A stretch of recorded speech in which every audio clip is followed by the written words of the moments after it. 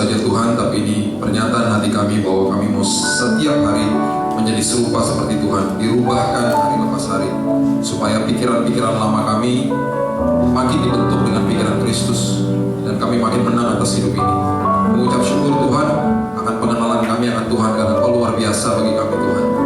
Karena pengorbananmu yang dahsyat kami menjadi dahsyat, karena pengorbananmu yang luar biasa kami menjadi luar biasa. Hidup ini jadi berarti Tuhan, ada masa depan yang sangat luar biasa, karena Tuhan ada beserta dengan kami. Kami mengucap syukur buat sore malam hari ini. Kami percaya bahwa Tuhan ada di sini bersama-sama dengan kami. Roh Kudus yang akan mengajar kami dan memberikan kami kuasa untuk melakukan firman Tuhan. Bentuk hati kami Tuhan, taburkan kebenaran firman Tuhan, supaya kami betul-betul bisa merdeka dalam hidup ini. Terima kasih Bapa, di dalam nama Tuhan Yesus kami sambut firman yang hidup. Kita sama-sama katakan amin. Haleluya. Silakan duduk. Shalom. Apa kabar? Belum makan malam ya? Oh udah. Oke. Saya diberikan judul tahun peningkatan. Kasih tahu. Kalau kita mau meningkat dalam hidup ini, seringkali konotasinya adalah berkat, seringkali konotasinya adalah sesuatu yang untuk saya dan buat saya. Saya jujur saya paling anti dengan hal seperti itu. Jadi saya tahu bahwa peningkatan yang dimaksud di sini adalah kita makin baik dalam kehidupan ini, bukan sekedar berkatnya. Amin.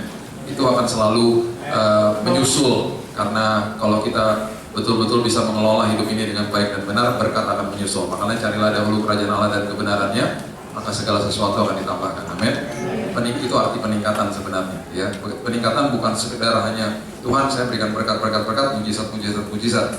Itu hanya produknya saja. Kejar Yesusnya yang paling luar biasa. Nah, kita mau belajar malam hari ini bagaimana saya dan saudara bisa memerintah hidup ini, karena pergumulan manusia yang paling berat bukan terhadap iblis, karena iblis sudah dikalahkan. Kata it is finished, sudah selesai, itu betul-betul sudah dikalahkan. Tetapi pergumulan manusia yang paling berat adalah terhadap dirinya sendiri. Saya akan bagikan ayat-ayatnya kepada saudara. Mungkin saya harus cepat sedikit karena banyak sekali bahannya sebenarnya. Saudara catat saja, nanti saudara bisa baca lagi di rumah dengan pelan-pelan saudara baca. Saya kasih poin-poinnya dulu ya. 2 Korintus pasal yang ketiga, ayat yang ketiga mengatakan begini. Ini dasarnya dulu. 2 Korintus pasal yang ketiga, ayat yang ketiga. Kita perlu mengetahui bahwa kehidupan ini sudah diberikan hal-hal dahsyat oleh Tuhan. Kita harus mengerti bahwa iman, kekudusan, kasih, dan semua pikiran Kristus, the mind of Christ, kalau kita betul-betul gali, kita akan mengerti bahwa itu sudah diberikan ketika kita terima Yesus sebagai Juru Selamat. Oke, 2 Korintus pasal yang ketiga, ayat yang ketiga mengatakan begini. Karena telah ternyata bahwa kamu adalah surat Kristus yang ditulis oleh pelayanan kami. Oke, ditulis bukan dengan tinta, tapi dengan roh dari Allah yang hidup, bukan pada loh-loh batu seperti zaman hukum Taurat, ditulis di atas loh-loh batu. Ya, melainkan pada loh-loh daging, yaitu di dalam hati manusia. Garis bawahi kata-kata ini, di dalam hati manusia, atau bahasa aslinya roh manusia. Pada awalnya ketika manusia diciptakan, kita diciptakan 3 elemen, tubuh, jiwa, dan roh. Setuju? Atau ada elemen keempat? Nggak, pasti ada aluminiumnya. Enggak, 3, tubuh, jiwa, dan roh. Kerajaan surga, perhatikan ini baik-baik, memerlukan sebuah median yang sempurna untuk berhubungan dengan manusia ketika manusia lahir baru. Kerajaan surga tidak bisa memakai tubuh, karena tubuh ini fana. Kerajaan surga tidak bisa memakai jiwa, karena jiwa itu in progress, sedang diperbaiki. Sebentar kita akan bahas. Yang bisa menjadi penghubung yang luar biasa antara kerajaan surga dengan manusia adalah roh manusia. Makanya ketika saudara dan saya lahir baru, yang lahir baru adalah rohnya, bukan tubuhnya, bukan jiwanya. Rohnya dilahirkan baru, sepertiga daripada kita disempurnakan. Ketika kita pulang ke rumah habis terima Yesus, tubuhnya tetap sama, nggak? Tetap sama. Rambut saya nggak tumbuh-tumbuh. Saya menantikan rambut tubuh nggak tumbuh-tumbuh. Katanya lahir baru Tuhan, nggak. Paling-paling matanya bersinar dikit deh. Matanya ada sinar sedikit, kita bisa melihat orangnya. Waduh, ini kayaknya orang yang udah berbeda nih. Ada roh Tuhan di dalam. Pasti begitu. Ada sinaran yang berbeda. Ya. Nah, ayat ini dimaksudkan adalah begini. Kebenaran roh dari Allah yang hidup itu ditulis bukan dengan tinta di atas loh batu, maksudnya hukum Taurat. Semua yang ditulis di atas loh batu, kalau kita pelajari hukum Taurat dan kemudian perjanjian lama, karena ditulisnya di luar manusia, manusia pada saat itu untuk menyukakan hati Tuhan, orientasinya ada yang di luar manusia, yaitu pengorbanan namanya. Kita udah pernah belajar di waktu yang lalu ya. Karena ditulis di luar manusia, yang dilakukan untuk menyukakan hati Tuhan pun adalah di luar manusia. Pengorbanan, manusia mengorbankan sesuatu. Ya, kita udah pernah belajar, yang kaya memberikan lembu sapi, yang kelas menengah memberikan kambing domba, yang paling bawah burung tekubur. Dibawa kepada imam besar adalah mediatornya untuk berhadapan dengan Tuhan. Ketika dia masuk ke dalam ruang maha suci, nanti satu waktu kita belajar itu, masuk ke ruang maha suci, ketika masuk ke dalam situ, kalau dia tidak kudus, yang bunuh adalah malaikat kerub. Karena malaikat kerub ditugaskan untuk menjaga hadirat Tuhan. Itu ada di Yeskiel, bisa dibahas dan bisa dipelajari dengan sangat luar biasa. Nah, karena di dalam perjanjian lama ini Yesus sudah mati bagi saudara dan saya, kebenaran itu tidak lagi ditulis di luar manusia, tapi ditulis di dalam manusia. Jadi ketika kita terima Yesus sebagai juru selamat, yang betul-betul dituliskan itu di dalam rohnya manusia. Oleh sebab itu ada ayat Matius 5 ayat 28, coba saudara baca. Matius 5 ayat 28 bisa ditayangkan. Gak bisa bersembunyi dari Tuhan, karena kebenaran ditulis di dalamnya manusia. Matius 5 ayat 28 mengatakan begini, tetapi aku berkata kepadamu, setiap orang yang memandang perempuan serta menginginkannya sudah berzina dengan dia di dalam hati. Bagi hukumnya manusia, mana Tuhan? Aku cuma dalam hati doang kok, belum melakukan secara fisik. Tuhan gak peduli. Karena apa? Yang dilihat, karena ditulis di dalam manusia, yang dilihat bukan pengorbanan lagi, tapi ketaatan. Karena itu kita gak bisa sembunyi dari Tuhan. Ketaatan yang dinilai di dalam sini yang dinilai, karena kebenaran diletakkan di dalam sini, bukan di luar lagi. Makanya kita pernah bahas waktu yang lalu, ketaatan lebih dahsyat daripada pengorbanan. Pengorbanan gak ada artinya tanpa ketaatan. Pengorbanan menjadi luar biasa ketika disertai oleh ketaatan, gak bisa sembunyi. Di Yohanes juga dikatakan, di 1 Yohanes juga dikatakan, kalau kita membenci saudara, kita sama dengan membunuh. Udah bunuh orang? Belum, baru membenci, udah sama dengan membunuh. Karena dinilai di dalam sini. Oke? Perhatikan ini baik-baik. Kasih, kekudusan, iman, damai sejahtera, sukacita, dan lain sebagainya, semua yang menjadi atribut nilai surgawi dan pikirannya Kristus, itu sudah diberikan ketika kita terima Dia sebagai juru selamat. Catat itu baik-baik dan camkan itu baik-baik. Jadi anak-anak Tuhan, sebentar kita bahas, jangan berdoa begini, Tuhan berikan aku kasih-Mu, udah punya. Tuhan berikan aku iman-Mu, udah punya, tinggal ditumbuhkan. Itu dibohongin iblis soalnya. Kita nggak betul-betul belajar, udah dikasih. Damai sejahtera sukacita sudah dikasih. Nah sekarang kemudian kita bergumul dalam hidup ini, bagaimana caranya? Oke, kita mau bahas. Kan seringkali banyak orang ngomong begini, hidup dalam roh, sembala di dalam roh. Tapi itu semuanya konotasinya serba abstrak. Kita bingung, habis di khotbahin kita bingung. Hidup dalam roh itu gimana ya? Terus kemudian kita bingung, nyembah Tuhan dalam roh apa? Tadi saya udah nyanyi itu nyembah dalam roh bukan? Semuanya serba abstrak karena nggak dijelaskan secara konkret, nggak menjadi sesuatu yang aplikatif, tapi doktrinal. Kita bingung sendiri. Oke, saya ngerti secara doktrin, saya ngerti, tapi aplikatifnya dalam hidup saya pulang dari ibadah, saya mau ngapain? Perhatikan ini baik-baik. Ketika kita hidup, ketika kita besar di dalam keluarga kita ini harus survive karena kita harus memakai panca indera. Saya nggak bisa bahas terlalu dalam lagi, nanti tambah lama, tapi saya berikan glimpse-nya saja, sedikit saja. Kejadian 1:26 mengatakan manusia ketika diciptakan berkuasa atas kehidupan, betul? Berkuasa atas kehidupan. Nanti satu waktu kita kupas kejadian 1:26. Berkuasa atas hidup. Ketika manusia jatuh dalam dosa, kehidupan berkuasa atas manusia. Terbalik maksudnya. Yang tadinya berkuasa atas kehidupan, manusia berkuasa dengan roh Tuhan yang luar biasa di dalam sini, dan dia menguasai kehidupan. Dia betul-betul mengerti, mengelola hidupnya dengan baik dan benar. Waktu dia jatuh dalam dosa, kehidupan menguasai dia. Makanya kita nggak sadar orang yang keranjingan rokok itu dikuasai sama tembakau, dikuasai sama tumbuh-tumbuhan. Orang yang suka minuman keras, bahan dasarnya kan buah, dikuasai sama buah, dia nggak sadar, bodoh kan? Orang yang terlibat dengan dosa seks, dia dikuasai sama orang lain. Kehidupan menguasai orang itu, karena jatuh dalam dosa, ditipu sama iblis. Kita gak berkuasa lagi atas kehidupan. Akhirnya ketika manusia jatuh dalam dosa, manusia akhirnya survive, bertahan hidup dengan panca indera, bukan dari roh Tuhan lagi.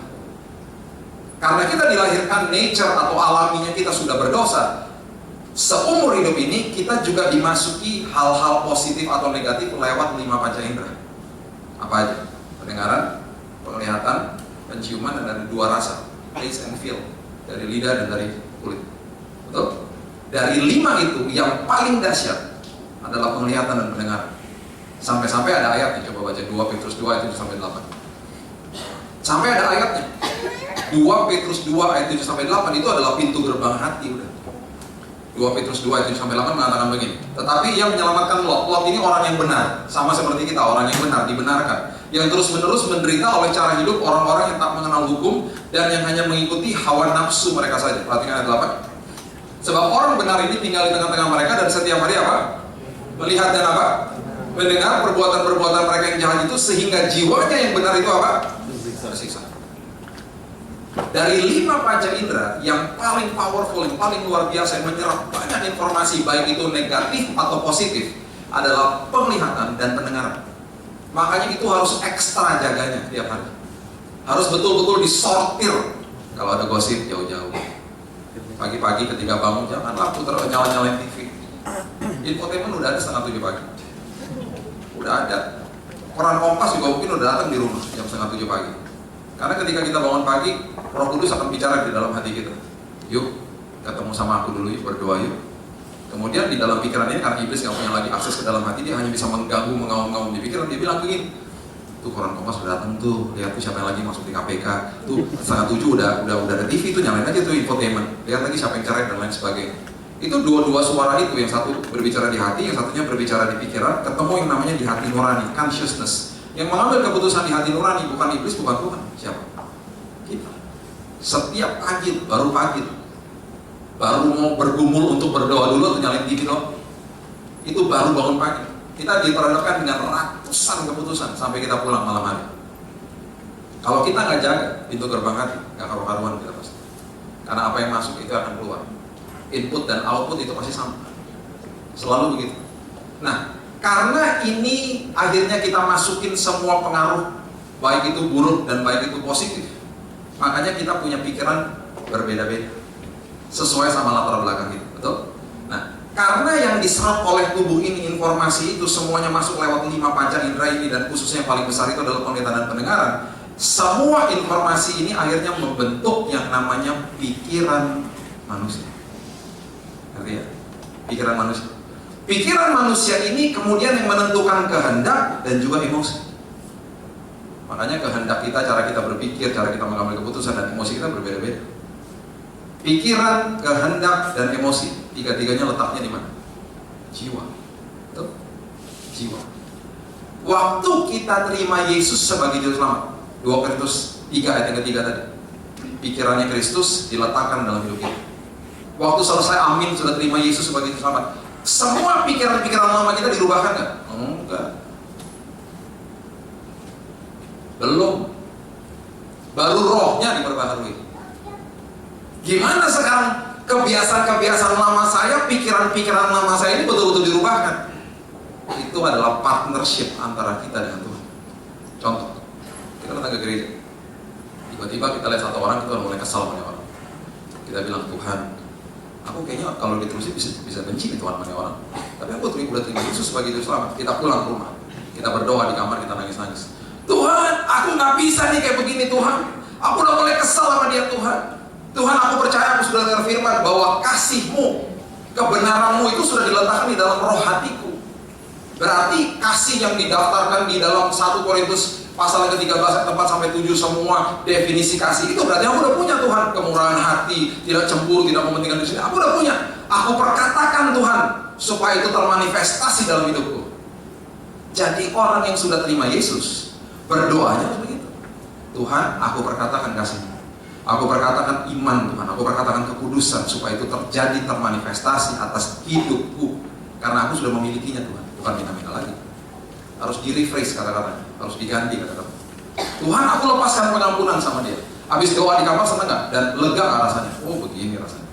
Mengalami hadirat Tuhan yang luar biasa. Di kamar soalnya, belum ketemu sama orangnya kan. Minggu depannya hari Kamis kita datang lagi ke Dewasa Muda Pak ya. Iya, Dewasa Muda. Orang yang kita kesel itu dari sekian banyak tempat duduk di mana? Depan kita. Pas kita lagi duduk, habis nyembah, tiba-tiba kita melek gitu. Ada di depan kita. Yang tadinya doa luar biasa rasakan hadirat Tuhan di kamar, pas hari itu kita lihat dia masih kesal nggak? Masih. Tubuh ini, daging ini berat. Pikiran nggak langsung dirubahkan. Kebenaran udah dikasih, tapi pikiran lama itu nggak langsung dirubahkan. Kita pulang lagi, bergumul lagi. Tuhan, tadi aku ketemu dia, aku masih kesel Tuhan. Daging itu kuat, firman Tuhan katakan. Kita bergumul lagi, kita perkataan lagi firman Tuhan. Aku percaya bahwa kasih-Mu sudah diberikan. Aku perkatakan kasih-Mu, aku perkatakan pengampunan atas dia. Dalam nama Tuhan Yesus, rasanya enak lagi, nggak enak lagi. Minggu depan datangnya ke gereja.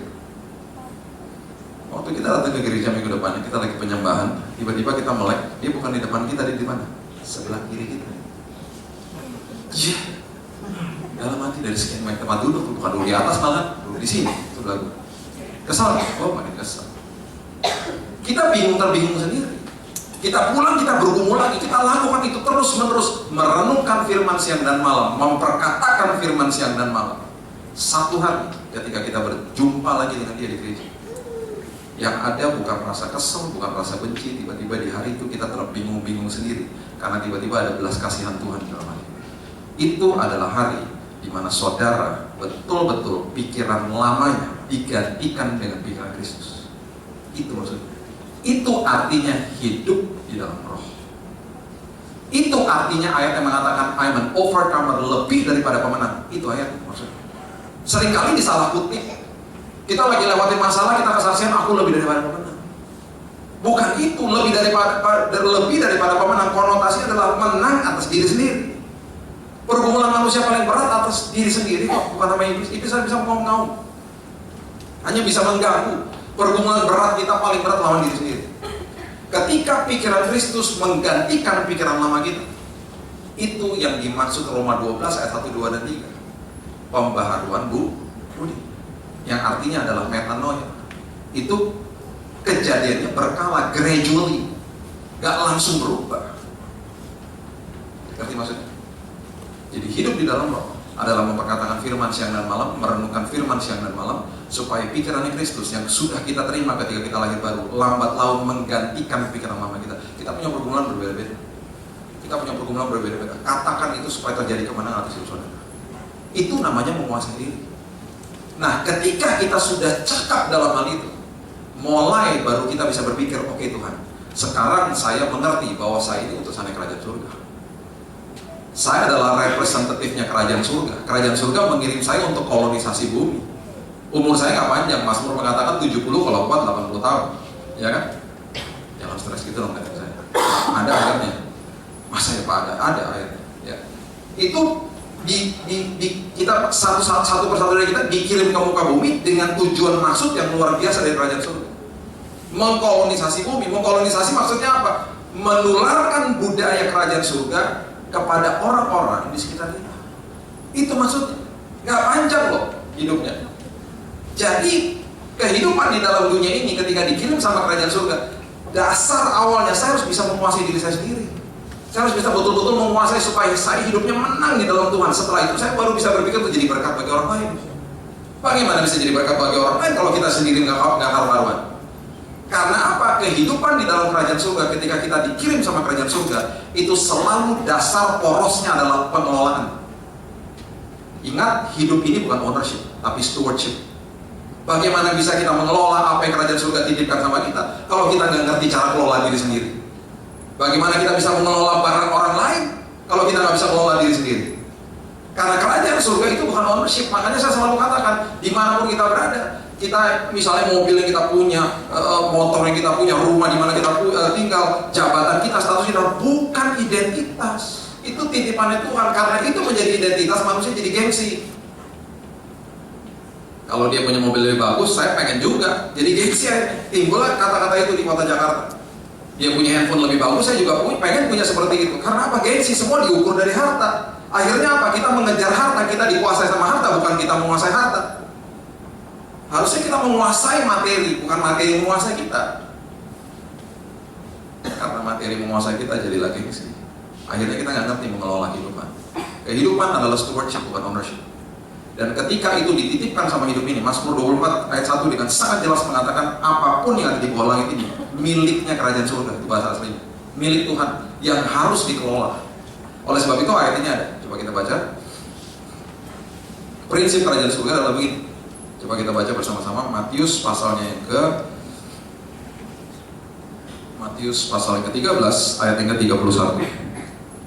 Matius pasal yang ke-13 ayat yang ke-31 sampai 33 mengatakan begini. Yesus membentangkan suatu perumpamaan lain lagi kepada mereka. Katanya, hal kerajaan surga itu seumpama biji sesawi, diambil ditaburkan orang di ladangnya. Memang biji itu paling kecil dari segala jenis benih, tetapi apabila sudah tumbuh, sesawi itu lebih besar daripada sayuran yang lain, bahkan menjadi pohon, sehingga burung-burung di udara datang bersarang pada cabang-cabangnya. Benih itu kecil, tapi ketika dikelola dengan baik, ditanamkan, benih itu harus lalu ditabur, itu akan menjadi pohon yang luar biasa, dan itu akhirnya menjadi berkat bagi orang lain.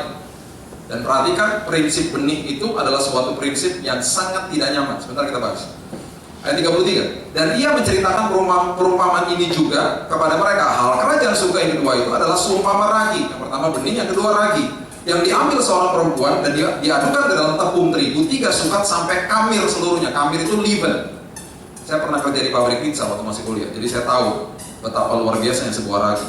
1 kilo ragi dicampur sama 18 kilo tepung, tepungnya jadi ragi. Ragi itu nggak ada artinya. Ragi itu nggak dilihat. Sesuatu hal yang sangat kecil tapi memberikan pengaruh yang luar biasa. Prinsip kerajaan surga ada 2. Ketika saudara dipanggil sama Tuhan, dikirim ke muka bumi ini untuk mengkolonisasi bumi ini sampai nanti kita dipanggil pulang sama kerajaan surga. Prinsipnya ada 2, benih dan ragi. Benih dan ragi. Bagaimana saya bisa menjadi benih dan ragi dalam hidup ini? Kalau saya kelola hidup saya dengan baik dan benar, itu harus beres dulu yang tadi kita bahas. Pikiran Kristus harus menguasai saudara dan saya. Setelah itu baru kita bisa menjadi berkat bagi orang lain. Kita bisa mengelola apa yang Tuhan titipkan dalam hidup ini, karena semuanya dititipkan sama Tuhan. Kalau prinsipnya begini, saya misalnya kasih iPad saya sama seseorang gitu ya, Pak, ini buat Bapak. Saya nggak peduli, dia mau jatuhin, dia mau rusakin, dia mau kasih orang lain, saya nggak peduli, saya udah kasih. Kepemilikan berpindah tangan. Tapi kalau saya bilang begini, Pak, saya titip ya. Besok-besoknya saya telepon, udah di-charge nggak Pak? Jangan dijatuhin ya Pak ya. Besok-besoknya saya bilang begini, Pak, minggu depan tolong balikin. Itu kalau saya titip. Bayangkan, kita ini dititipkan kehidupan sama kerajaan surga. Hidup ini bukan punya kita. Jangan dirusak. Jangan dikacau balokkan. Hidup ini adalah pengelolaan. Bagaimana saya bisa mendapat tahun peningkatan yang luar biasa kalau saya nggak bisa mengelola hidup? Makanya carilah dahulu kerajaan Allah dan kebenaran, itu dalamnya luar biasa. Carilah dahulu kerajaan Allah dan kebenaran, maka segala sesuatu akan ditambahkan dalam hidup. Ditambahkan ini saya pernah bahas di tempat ini. Magnet artinya itu akan datang sendiri kepada kita kalau kita bisa mengelola dengan baik dan benar. Itu prinsipnya. Coba baca bersama-sama saya Matius pasal yang ke-15. Matius pasal yang ke-25 ayat yang ke-15. Matius pasal yang ke-25 ayat yang ke-15 mengatakan begini.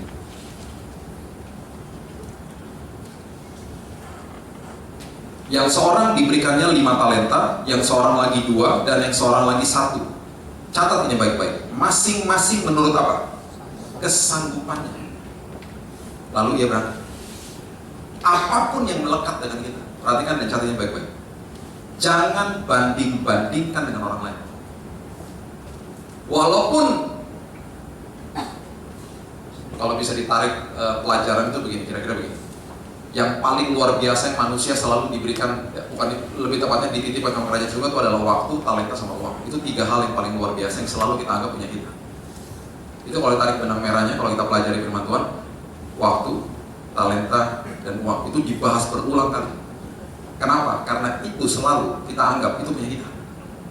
Makanya orang kalau datang ke Tuhan kasih perpuluhan begini, Tuhan, perpuluhan Tuhan, balikin ya Tuhan ya, berkali-kali lipat Tuhan. Emang 90% punya siapa? Punya Tuhan juga. Terus kita pancing-pancing Tuhan dengan amplop. Emangnya Tuhan dewa? Pancing-pancing, Tuhan balikin ya Tuhan ya. Udah kasih nih, penting. Yang penting udah kasih. Nanti berkali-kali lipat. Betul, Tuhan akan berkali-kali lipat kasih. Tapi bukan seperti itu sikap hatinya. Tuhan ini punya Tuhan. Amin. Untuk memberkati pekerjaan Tuhan. Terima kasih Tuhan, aku kasih karena saya tahu ini punya Tuhan.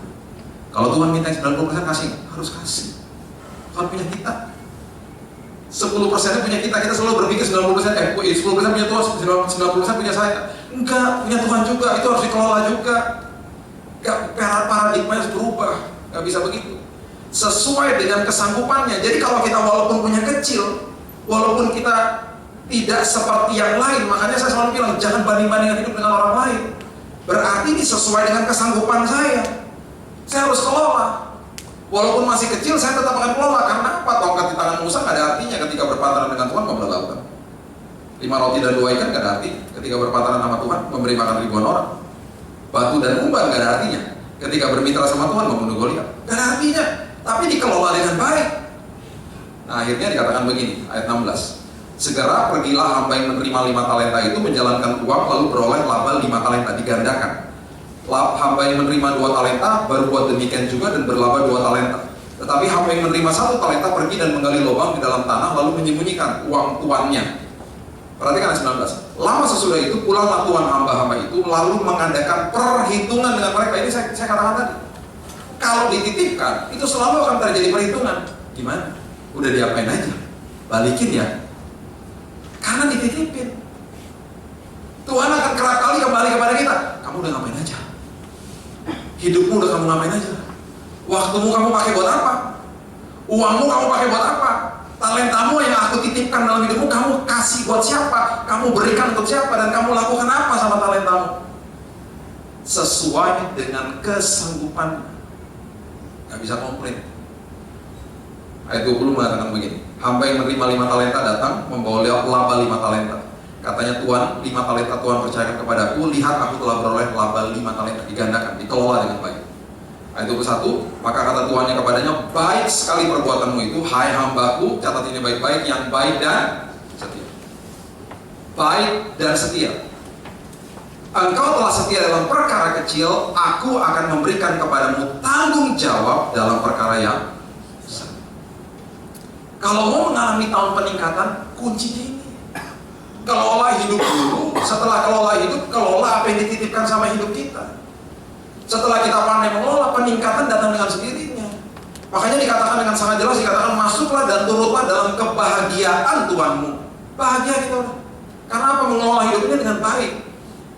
Nanti saudara baca lagi di rumah, yang dikasih 2 digandakan juga, tuannya juga kembali membuat perhitungan dengan dia dan dikatakan engkau adalah hamba yang baik dan setia. Masuklah dalam kebahagiaan Tuhanmu. Ini yang mengerikan. Kita bahas ini. Ayat 22 dikatakan. 24 maksud saya. 24. Ini harus betul-betul dimengerti dengan benar. Ini datanglah juga hamba yang menerima 1 talenta itu dan berkata, Tuhan, aku tahu bahwa Tuhan adalah manusia yang kejam, yang menuai di tempat di mana Tuhan tidak menabur dan yang memungut dari tempat di mana Tuhan tidak menanam. Karena itu aku takut dan pergi menyembunyikan talenta Tuhan itu dalam tanah. Ini terimalah kepunyaan Tuhan. Dengan kata lain, konotasinya adalah begini. Kenapa cuma dikasih 1? Aku mau ngapain sama 1? It's useless, mau diapain? Yang lain dapat lebih banyak. Ayat 26, maka jawab tuannya itu, hai kamu hamba yang apa? Jahat dan, bukan baik dan setia, saudara. Jahat dan malas. Itu katanya bobotnya, beratnya luar biasa. Jahat dan malas. Nggak main-main itu kata-katanya, jahat dan malas. Jadi kamu sudah tahu bahwa aku menuai di tempat di mana aku tidak menabur dan memungut dari tempat di mana aku tidak menanam. Karena itu sudahlah seharusnya uangku kau berikan kepada orang yang menjalankan uang, supaya sekembaliku aku menerimanya serta dengan bunganya. Kasih dong sama orang yang bisa mengelola, maksudnya gitu. Kalau kamu nggak bisa mengelola, perhatikan ayat 28. Sebab itu ambillah talenta itu daripadanya dan berikanlah kepada orang yang mempunyai 10 talenta itu. Karena setiap orang yang mempunyai itu bahasa aslinya adalah orang yang mempunyai will, kemauan, kesanggupan, kepadanya akan diberi sehingga ia berkelimpahan. Tetapi siapa yang tidak mempunyai kemauan untuk mengelola, itu bahasa aslinya, apapun juga yang ada padanya akan diambil daripadanya. Dengan kata lain, kalau kita nggak bisa kelola, apapun yang dititipkan sama Tuhan akan diambil, dikasih sama orang yang bisa mengelola. Saya pernah duduk di dalam sebuah ruangan dan seorang anak muda umur 17 tahun bilang begini sama ayah dan ibu, Papa, Mama, aku mau kuliah ambil musik. Saya nggak pernah lupa ayahnya dan mamanya bilang begini, mau dapat uang dari mana kamu main musik? Mimpinya dikubur sama ayah. Jangan pernah katakan apapun negatif kepada siapapun dan kemudian ujung-ujungnya mau dapat uang dari mana. Itu sama aja melecehkan Tuhan. Karena semua orang diberikan gairah, talenta yang berbeda-beda. Nggak semua orang jadi bisnismen, nggak semua orang jadi politikus. Semua orang ada yang jadi insinyur, ada yang jadi musisi, ada yang jadi graphic designer. Itu semuanya gairah, talenta, kreativitas, karunia, kepribadian yang diberikan sama Tuhan. Karena kerajaan surga punya tujuan. Jangan pernah katakan itu kepada siapapun. siapakah kita bisa mendahulukan Tuhan? Itu sama dengan melecehkan Tuhan. Dan jangan pernah katakan, mau dapat uang dari mana? Semua profesi yang Tuhan ciptakan pada awalnya, ketika itu dilakukan dengan benar dan baik untuk kerajaan surga, berkat itu mengalir kepada orang itu. Jangan melecehkan Tuhan dengan hal itu. Anak muda ini tumbuh besar, dia menjadi anak muda yang akhirnya mempunyai CD, 7.000 CD di dalam kamarnya, karena suka musik. Tapi nggak jadi musisi. Band Dewa samperin rumahnya untuk jadi keyboardisnya, ditolak sama dia. Gereja-gereja cari dia untuk rekaman, ditolak juga sama dia, karena mimpinya dikubur sama orang tuanya. Tapi saya juga pernah salahkan dia, karena saya bilang begini, kamu juga bertanggung jawab sama hidup. Kamu nggak bisa mendikte hidupmu seperti itu. Kamu udah bertumbuh dewasa, kamu harusnya mengambil keputusan juga. Tapi karena awalnya orang tuanya menguburkan segala-galanya. Orang yang pernah dimentor sama dia ketika dia masih SMA, dia juara jazz band nomor 1 di Jakarta, jurinya Indra Lesmana pada saat itu. Ada satu anak yang dimentor sama dia, sekarang menjadi salah satu keyboardist terkenal jazz musician di Indonesia. Waktu saya baca ini, saya teringat sama cerita ini, seolah-olah seperti Tuhan ambil talentanya dikasih sama orang itu. Orang itu jadi luar biasa dimentor sama dia. Sementara ini orang yang ngapa-ngapain, biasa-biasa aja, dalam hal musik maksudnya. Jagonya luar, hampir ini masih jago. Saya kalau kasih iPod saya sama dia, balik-balik ada 27.000 lagu. Kamarnya udah kayak library aja musik. Ngomongin musik apa aja, wah udah bisa berjam-jam ngomongin musik sama dia. Sampai dipanggil-panggil radio. Beberapa radio mengatakan bahwa ini adalah koleksi terbesar di Indonesia. Mereka nggak pernah ketemu kayak begitu. Kecuali ada yang tahu ya, lebih besar. 7.000 CD dan terus nambah. Karena suka musiknya luar biasa. Dikuburkan. Makanya ketika saya mengenal kebenaran ini, saya tanya sama anak saya nomor 1, kamu suka apa sayang? Suka gambar, suka painting, suka desain. Saya lagi tulis buku, kamu desain cover buku saya ya. Kamu perlu apa lagi saya fasilitasi? Saya beliin komputer ya buat kamu. More power to you, karena Tuhan kasih gairah itu dalam hidup. Anak saya nomor 2 beda lagi. Saya suka pesawat. Saya datang ke pabriknya Boeing, lihat pesawat dan lain sebagainya. Kamu mau jadi pilot nggak? Jadi dulu mau jadi pilot nggak jadi ini. Mau jadi pilot nggak? Nggak mau. Suka yang mana? Suka yang jadi montirnya, kerja di situ tuh yang buat pesawatnya. Oh, saya jadi nonton F1. Mau jadi drivernya nggak? Nggak mau. Mau jadi apa? Yang kerja di pit stop. Dia suka sama proses. Suka nonton National Geography yang mega factories. Suka lihat proses-proses pembuatan. Otaknya apa? Insinyur. Berarti harus kasih mainan apa umur 8 tahun? Lego. Minggu depan di ulang tahun, saya udah beliin hadiah Lego. Udah koleksi Lego. Karena apa? Membangun, building something, proses, suka sama hal-hal seperti itu. More power to you, I will empower you. Seperti itu, karena hidup harus pengelolaan. Jangan kubur mimpi siapapun. Jangan mendahulukan Tuhan. Semuanya adalah tidak kebetulan. Perhatikan yang baik-baik, kerajaan surga selalu memiliki tujuan. Dan tujuan itu harus dicapai sama kerajaan surga. Oleh sebab itu dia akan mencari partner. Perhatikan nanti. 2 Tawarin 16 ayat 9 mengatakan begini. 2 Tawarin 16 ayat yang 9 mengatakan begini. Karena mata Tuhan menjelajah seluruh bumi untuk melimpahkan kekuatannya kepada mereka yang bersungguh hati terhadap Dia. Tuhan punya kekuatan yang luar biasa, karunia, kreativitas, kepribadian yang luar biasa yang diberikan kepada setiap dari kita. Dia menjelajah karena apa? Kerajaan surga mempunyai tujuan. Catat ini baik-baik. Kerajaan surga tidak akan pernah gagal mencapai tujuannya, karena dia akan cari partner. Catat ini baik-baik. Tetapi jalan menuju kepada tujuan itu bisa dimodifikasi. Dengan kata lain, kalau kita nggak bisa dipakai, kalau kita nggak bisa kelola hidup ini dengan baik dan benar, seperti ayat perumpamaan ini, akan diambil kemampuannya, diberikan kepada partner yang lain yang bisa mengelola, karena tujuannya harus tersampaikan. Itu kehidupan, itu pengelolaan. Itu yang namanya kita akan terus naik dan tidak pernah akan turun kalau kita bisa kelola dengan baik dan benar. Kejadian 1:29, coba saudara baca. Kejadian 1:29. Saya lupa sama waktu nih. Saya nggak tahu tadi mulainya berapa. Kalau kasih sign aja ya kalau udah ya. Saya kira-kira ya 2 jam lagi buat itu. Tenang. Saya pernah ada di sebuah gereja. Gerejanya itu sebelah-sebelahan sama XX1. Tempatnya dewasa muda. Mulai jam 7.30, besok selesai jam 9. Baru duduk, pendetanya bilang ini, Pak, ini nanti khotbah seperti biasa kan 45 menit. Iya, kenapa? Jam 9.15 sudah pada beli tiket, soalnya tiket nonton sebelahnya XX1. Oke, Kejadian 1:29. Sekarang kita beralih ke benih ya. Berfirmanlah, lihatlah aku memberikan kepadamu segala tumbuh-tumbuhan yang berbiji di seluruh bumi dan segala pohon-pohonan yang buahnya berbiji. Itulah akan menjadi makananmu. Saya ulang lagi. Ada 2 kali kata biji diulang ya. Berfirmanlah Allah, aku akan memberikan kepadamu segala tumbuh-tumbuhan yang berbiji di seluruh bumi dan segala pohon-pohonan yang buahnya berbiji. Itulah akan menjadi makananmu. Ayat ini konotasinya adalah begini. Ini ayat adalah salah satu rancangan awalnya Tuhan kepada manusia. Rancangan awalnya Tuhan kepada manusia salah satunya ketika bicara soal berkat dan kebutuhan manusia, ini ayatnya. Pada awalnya semua kebutuhan manusia sudah disiapkan sama Tuhan. Dengan kata lain, ketika ayat ini dikembalikan ke dalam tangan kita, ketika Yesus mati di kayu salib, semua rancangan firman Tuhan dikembalikan ke dalam tangan kita.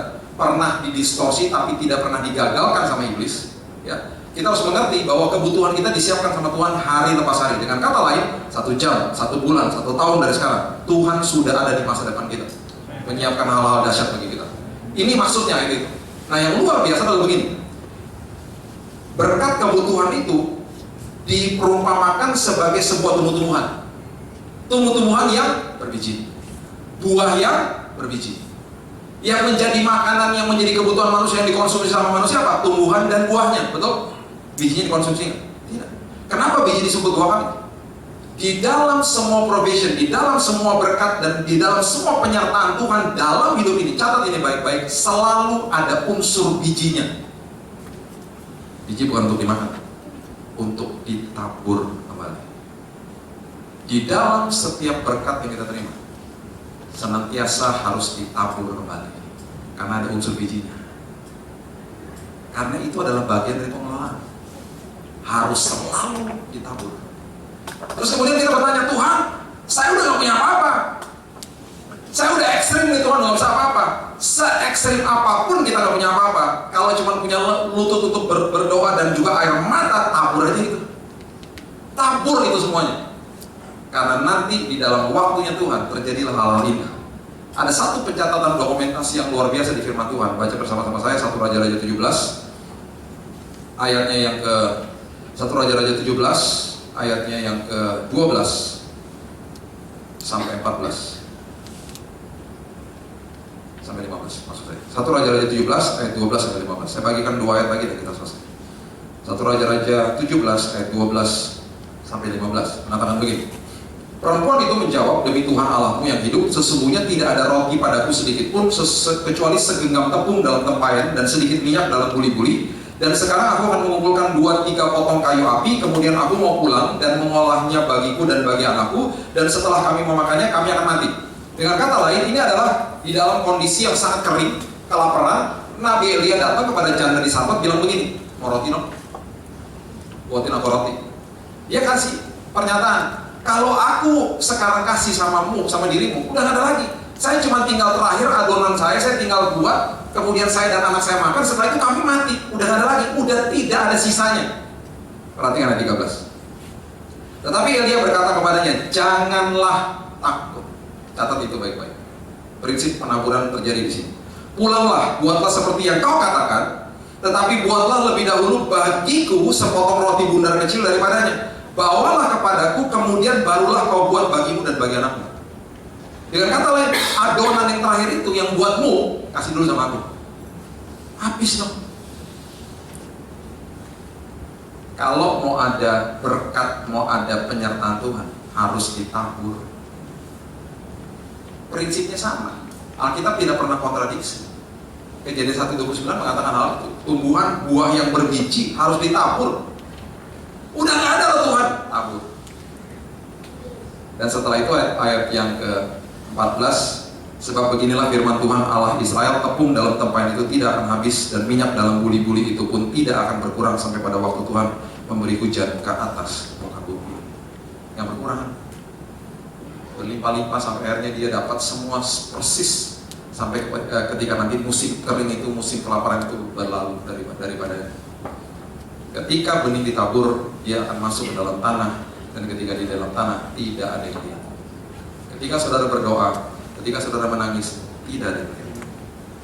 Ketika benih masuk tanah, gak ada yang lihat. Saya waktu tabur benih di tanah, pohon jambu, 6 bulan kemudian saya lupa udah, di dalam tanah soalnya. Tiba-tiba, itu pohon apa ya? tumbuh tunas muda gitu. Istri saya bilang, kan pohon jambu yang waktu kamu tanam, jangan-jangan itu. Oh iya ya, sekarang rindangnya luar biasa. Gue aja suka nongkrong depan rumah saya, berteduh di situ. Jadi berkat. Michael Jordan, kalau tahu pemain basket yang luar biasa, saya sampai nonton dia live berkali-kali waktu saya masih tinggal di sana. Dia kalau syuting basket setiap hari 1.500 syuting ke basket. Ketika pertandingan selesai, dia belum selesai syuting 1.500, semua udah pada pulang, lampu dimatiin sedikit, cuma dia sama juru kunci gedung itu, dia masih lakukan syuting basket, nggak ada yang lihat dalam stadion yang kosong. Ketika dia bermain di depan jutaan orang, orang-orang takjub dan mengatakan, wow, kok bisa main basket kayak begitu? Karena ada yang ditabur di belakang. Ada hal-hal yang luar biasa. Pengelolaan selalu akan menghasilkan inovasi. Pengelolaan yang luar biasa selalu akan menghasilkan hal-hal baru. Selalu seperti itu. Thomas Alva Edison tidak langsung serta-merta langsung buat bohlam lampu. Ada pengelolaan yang dilakukan sebelumnya, jatuh bangun. The Wright Brothers nggak langsung bisa terbang sama pesawat, ada jatuh bangunnya sebelumnya. Setiap pengelolaan akan menghasilkan inovasi. Inovasi nggak lahir begitu saja, karena ada pengelolaan sebelumnya. Itulah kehidupan. Saya tutup dengan ayat ini. Jangan hitung-hitungan sama Tuhan, karena Tuhan adalah Tuhan yang matematikanya, ekonominya berbeda dengan dunia. Lukas 14 ayat 12 sampai 14 ayat terakhir, ayat favorit jemaat, ayat terakhir. Di tempat ini enggak ya, tempat yang lain. Dan Yesus berkata juga kepada orang yang mengundang dia, Lukas 14 ayat 12, apabila engkau mengadakan perjamuan siang atau perjamuan malam, janganlah engkau mengundang sahabat-sahabatmu, atau saudara-saudaramu, atau kaum keluargamu, atau tetangga-tetanggamu yang kaya, karena mereka akan membalasnya dengan mengundang engkau pula, dan dengan demikian engkau mendapat balasnya. Dengan kata lain, kalau melakukan kebaikan, jangan hitung-hitungan, jangan mentang-mentang orang itu bisa, dalam tanda kutip, bisa balas sama kita deket-deketin ke orang. Saya nggak salahkan orang mau belajar dari orang sukses, silahkan. Cuman kebiasaan hidup di kota besar, kita nggak peduli sama orang-orang yang marginal. Kita nggak peduli karena apa? Nggak bisa balas sama saya, nggak bisa kasih apa-apa sama saya. Buat apa? Ayat 13. Tetapi apabila engkau mengadakan perjamuan, undanglah orang-orang miskin, orang-orang cacat, orang-orang lumpuh, dan orang-orang buta, dan engkau akan berbahagia karena mereka tidak mempunyai apa-apa untuk membalasnya kepadamu, sebab engkau akan mendapat balasnya pada hari kebangkitan orang-orang benar. Ketika kita berbuat kebaikan kepada orang lain, jangan hitung-hitungan. Ketika kita menabur benih untuk menjadi berkat bagi orang lain, jangan hitung-hitungan. Matematikanya Tuhan berbeda dengan dunia. Oke? Ada mbak datang ke rumah saya, umur 19 tahun. Setiap kali orang kerja sama saya di yayasan saya, di rumah saya, selalu saya tanya ketika interview, apa mimpimu? Kalau saya bisa jadi bagian untuk mewujudkan mimpimu, saya akan lakukan. Dia bengong ngeliatin saya, dia bilang gini, aku nggak mimpi pak tadi malam, nggak cita-cita maksudnya. Oh cita-cita, saya tuh pak, saya pengen sekolah SMA selesai, nggak bisa selesai pak, biasa dari kampung pak, nggak ada duit, saya mau ke kota kerja, mau sekolah, ya, mau lah pak, gimana caranya tapi, saya begitu saya pulang, enggak, mbak kerja di sini, setelah jam 3, saya panggil ojek untuk jemput mbak, saya masukin mbak ke sekolah paket C, supaya bisa selesai SMA, bisa, potong gaji, nggak usah, siapa suruh potong gaji, nanti bayarnya siapa? Ya saya bayar. Nanti balas ke bapak gimana? Balikinnya? Gak usah balikin karena Alkitab mengatakan saya akan berbahagia. Oh gitu ya? Iya. Malah bulan Desember dia selesai pakai C-nya, dapat diploma SMA. Saya tanya lagi, mau kuliah? Mau pak, cita-citanya apa? Saya mau jadi akuntan pak. Nanti bulan September dia akan masuk kuliah ambil akuntansi. Tetap kerja di rumah saya. Saya bilang ini, setelah 4 tahun, setelah kamu selesai, saya akan alokasi kamu ke dalam pekerjaan di kantor supaya kamu kan cita-cita kamu mau kerja di kantoran kan, kerja di kantor. Tetap tinggal di sini kalau kamu mau, silahkan tinggal di sini. Saya akan mewujudkan mimpimu sebisa saya. Nggak usah balas karena kerajaan surga yang akan balas sama saya. Saya akan berbahagia, saya bilang begitu. Gitu ya pak ya? Iya. Jangan itu kan. Mulai belajar dari hal-hal kecil, mulai belajar. Ragi kan, tadi kan dikatakan ragi kan, nggak ada artinya kan. Kalau masuk ke food court, ya masuk ke food court, ada cleaner yang beresin meja kan. Mulai budayakan untuk bersihin, ambil piring-piring kotor, taruh di tempat. Tapi pak ada cleanernya, nggak apa-apa, jadi orang yang berbeda, nggak apa-apa, it's okay. Anak-anak saya kalau udah kebiasaan, beberapa minggu lalu kami ke Basket Robbins, ada orang baru berdiri, mejanya dibiarin, dibersihin sama anak saya. Anak saya 8 tahun dibersihin, sampai itu omnya sampai gak enak hati, udah deh, jangan deh gitu. Nggak apa-apa pak, nggak apa-apa, biar biasa dia begitu. Sampai petugasnya cuma sendiri, Dia ngelainin orang, dia juga mau bersih juga, sampai dia bilang makasih ya deh, makasih ya pak. Iya, nanti itu saya tahu tuh pasti, dapat customer kayak gini enak juga tiap hari ya. Jangan hitung-hitungan, ibu-ibu ya semua kalau masuk ke fitting room, ke Zara, ke segala macam, beresin bajunya, ya, beresin. Apalagi kalau hari Minggu, hari rame di weekend, ya, lipat bajunya, taruh di gantungannya, bawa. Tapi ada petugasnya pak, enggak. Jadi yang berbeda, jadi ragi dong. Jadi berbeda orang-orang. Orang Indonesia paling repot kalau ngapain? Ketika lift kebuka, ya nggak? Kalau lift kebuka, yang dari dalam mau masuk, dari luar mau masuk, dari dalam mau keluar, bingung. Terjadi ada traffic jam di depan lift, semuanya marah-marah. Apa lo? Saya bingung tuh kalau kayak begitu. Sampai-sampai saya bilang, mas, tenang aja, pencet aja, nggak akan ketinggalan atau liftnya, tenang deh. Yang dari dalam keluar dulu, itu aturannya begitu. Yang bawa kereta anak kasihan kan keluar dulu, jangan seruduk-serudukan gitu loh. Lift kebuka udah kayak apa lagi, tinggal kayak lambes gitu loh. Tenang. Saya tiap bulan traveling. Kalau ke airport, itu kalau orang udah pintu boarding kebuka, waduh. Saya nomor paling depan pak, sampai harus dijelaskan. Pak, kalau bapak nomor paling depan, berarti bapak paling belakang boardingnya. Kenapa? Karena yang di belakang duluan pak. Kalau bapak masuk duluan, bapak taruh tas di atas, segala macam, nanti macet pak. Sampai saya bilang, pak tenang pak, ini bukan mikrolet pak, tenang aja, nanti nggak akan ditinggal pak, tenang aja. Jadi cepat proses boardingnya kan. Coba kalau lampu merah mati di tengah jalan, kalau di luar negeri semuanya langsung yang berhenti duluan suruh jalan duluan, saling ngalah ya kan. Kalau di sini coba lampu merah mati, kita langsung udah mati kan, ada yang naik motor, naik mobil gini, serbu gitu, kuprak langsung. Polisi lihat dari jauh, urai itu sendiri, gue malas mau urai. Tapi kalau polisi cepet, yang rugi siapa? Kita 3 jam stuck di situ. Gak bisa, kita harus merubah. Jadilah lagi dari hal-hal kecil. Ada warung di depan rumah. Saya bilang sama bantu saya, beli telur sama beli beras itu aja. Lebih mahal 3.000 pak, jangan hitung-hitungan saya bilang gitu. Mereka ada di situ, jadilah berkat buat mereka. Kita kan bertetanggaan, biarin aja. Ada musola di depan ujung jalan, kalau ketika bulan puasa tuh saya kirimin selalu tuh roti, pola kali untuk buka puasa. Giliran Idul Adha, hari korban, anak-anak saya dipanggil di toa. Kita, Raina, ini buntutnya udah siap, dikasih 1 ember, buntut sapi loh, bukan kambing, buntut, tingkatnya lebih tinggi tuh. Jadi tetangga-tetangga pada komplain, itu anak pendeta kan betulan, koneksi coy, koneksi. Makanya lo menjadi berkat dong. Lo di situ lo cuman ngeliat doang. Jadi berkat, kalau dimanapun Tuhan tempatin kita, jadi berkat, jadi ragi di situ. Makanya banyak orang bilang, saya nggak bisa bicara pak. Siapa suruh bisa bicara? Kita lagi kolonisasi bumi. Saya harus menjadi berkat dimanapun saya berada, menularkan budaya kerajaan surga sama orang-orang sekitar saya. Itu prinsipnya. Saya dijemput sama Bajai berapa hari lalu. Terus kemudian berapa bulan lalu dijemput sama Bajai. Kemudian jaraknya di dalam kompleks rumah nggak sampai 1 kilo. Saya naik Bajai. Baru naik Bajai tiba-tiba di depannya ada anaknya supir Bajainya. Ada tempat duduknya. Mas, itu kok dibawa anaknya? Sampai lo tiduran gini pakai baju sekolah gitu. Iya pak, itu abisnya mamanya tuh tukang sayur, jadi nggak bisa dititipin di mana-mana. Mamanya juga nggak ada di rumah.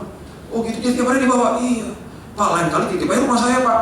Oh gitu ya pak, nggak enak saya pak. Bapak, saya punya anak seumuran Kevin, suruh main Lego tuh di rumah. Nggak apa-apa pak, nanti bapak ambil lagi itu lagi, biar saya kasih makan pak, suruh tidurnya di rumah saya gitu. Boleh ya pak, belum datang sih, masih nggak enak ya. Pas sudah selesai, saya kasih 30.000. Dia bilang ini pak, kebanyakan pak. Nggak apa-apa, berkat buat mas. Langsung gini, nomor telepon ada pak, besok saya jemput lagi pak. Kan orang cuma tiap hari nembak aja ya. Saya belajar itu karena papa saya juga begitu dulu. Waktu dia masih hidup dulu, ada tukang somai datang ke rumah. Tukang somai kan biasanya keluar jam 4, jam 5, jam 9 kan udah ada tukang somai biasanya. Kamu jalan-jalan di perumahan kan begitu jam-jamnya tuh. Jam 4, jam 5 datang ke rumah, diajakin ngobrol sama papa saya. Dia kan suka ngobrol sama siapa aja gitu, sambil menikmati somai gitu. Kebablasan ngobrol sampai 2 jam lebih. Waktu jualan tuh udah mau habis. Dia merasa bersalah dong. Mas, kalau saya beli semuanya ini berapa mas? Ya kira-kira 250.000 om. Udah saya beli, dibeli semuanya, ditaruh di dapur. Yang marah-marah siapa? Mama saya marah-marah. Ini dari mana coba sebanyak ini? Lalu bagi-bagi hasil masih ada sisa. Besoknya basi semua tuh siomanya kan. Besok itu abang siomay datang lagi ke rumah. Kering. Om, ngobrol lagi om. Ngobrol lagi. Jualan ke sana, tiap hari masa ngobrol. Poinnya saudara dapat ya. Jadi ragi dimanapun kita berada. Ya, itu prinsip kerajaan surga. Jangan hitung-hitungan sama Tuhan. Ya, kelola hidup ini dengan sebaik-baiknya. Lihat ada peningkatan yang luar biasa dalam hidup ini. Perkara-perkara besar akan dititipkan dalam hidup ini. Mari kita berdoa. Thank you Jesus. Mengucap syukur Tuhan buat malam hari ini. Waktu kami terbatas Tuhan, tapi firman yang sudah ditaburkan tolong supaya itu betul-betul menjadi pelita dan pedoman dalam kehidupan kami Tuhan. Kami percaya bahwa tahun peningkatan ini benar-benar kami rasakan dengan paradigma yang berbeda Tuhan. Bukan karena kami kejar berkat, bukan karena kami kejar mujizat, tapi betul-betul kami diperbaharui oleh Tuhan. Kami ini bisa menguasai hidup kami karena kami menggantikan pikiran lama kami dengan pikiran Kristus. Dan kemudian kami belajar untuk mengelola hidup ini dengan sebaik-baiknya. Mengelola apapun yang Tuhan titipkan dalam hidup kami. Baik itu walaupun masih kecil Tuhan, kami mau kelola dengan sebaik-baiknya. Supaya ketika Engkau datang kembali, Engkau katakan dengan bangga, kami adalah hamba yang baik dan setia. Baik dan setia. Supaya kami bisa masuk ke dalam kebahagiaan-Mu ya Tuhan. Terima kasih Bapak, ajari kami supaya kami senantiasa menabur dalam hidup ini. Di dalam keadaan sesulit apapun, ajari kami supaya kami senantiasa belajar untuk menabur. Baik itu uang kami, baik itu kebaikan kami, talenta kami, apapun yang Tuhan titipkan, kami belajar untuk menabur. Kami tidak mau hitung-hitungan Tuhan, karena kami tahu ketika kami justru membantu orang-orang yang tidak bisa membalas kepada kami, kami menjadi ragi yang luar biasa. Kami sadar kami sedang mengkolonisasi bumi dengan budaya kerajaan surga. Seumur hidup kami Tuhan, kami akan lakukan yang terbaik untuk Tuhan. Terima kasih Bapak, kami dipercayakan untuk menjadi representatif, menjadi perwakilan kerajaan surga yang luar biasa di dalam muka bumi ini. Oleh sebab itu Tuhan, kami tidak mau malu-maluin. Kami betul-betul dimanapun kami berada, orang-orang bisa melihat karakter Kristus dalam hidup kami. Terima kasih Bapak. Urapi setiap jemaat di tempat ini. Di ujung tahun 2016 ini mereka mengalami Kristus yang luar biasa. Akan banyak kesaksian keluar dari tempat ini. Mereka akan terus naik dan tidak pernah akan turun. Dan apapun yang mereka kerjakan dengan kedua belah tangan mereka, Tuhan buat berhasil. Kirbat-kirbat mereka Tuhan isi dengan anggur dan motivasi yang baru. Dan kami percaya lumung-lumung kami pun akan diisi penuh oleh Tuhan. Kami akan percayakan perkara-perkara yang besar. Terima kasih Bapak. Kami terima firman-Mu dan kami akan jadi pelaku-pelakunya. Hanya di dalam nama Tuhan Yesus kami sudah berdoa dan mengucap syukur. Kita sama-sama katakan amin. Beri suara-suara bagi Tuhan kita.